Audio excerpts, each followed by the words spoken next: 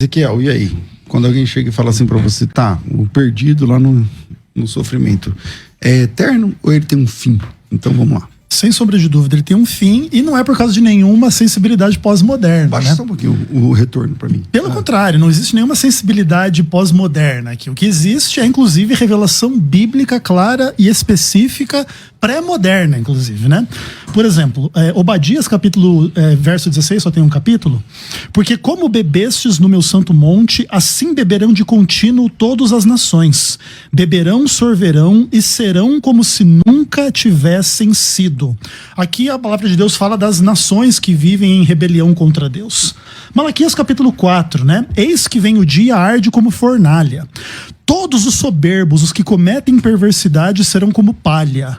O dia que vem os queimará, de maneira que não lhes restará nem raiz, nem ramo, né? A palavra de Deus é absolutamente explícita nesses aspectos. E se a gente fosse ler todos os textos aniquilacionistas da Bíblia, a gente ia ficar aqui até amanhã só lendo o texto.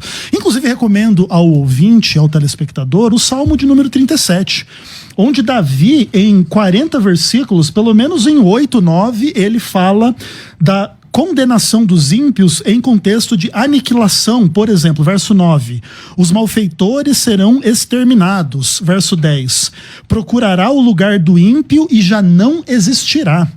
Não vai ter um inferno eternamente, onde o ímpio vai estar lá para todo sempre. Olha o verso 20. Serão aniquilados e desfeitos em fumaça. Verso 22. Serão exterminados. Verso 38. Será exterminada a descendência dos ímpios.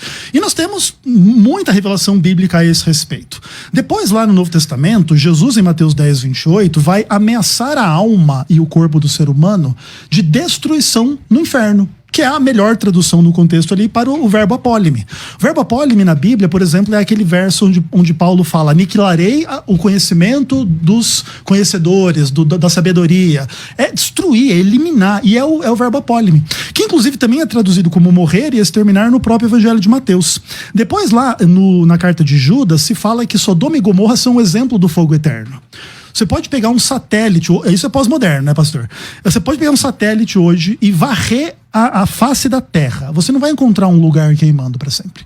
Mas você vai ter um lugar que foi queimado em função do pecado, não voltará a existir por toda a eternidade. Esse é o exemplo do fogo eterno, e não um sofrimento senciente que implicaria problemas graves para o caráter de Deus e para a revelação bíblica.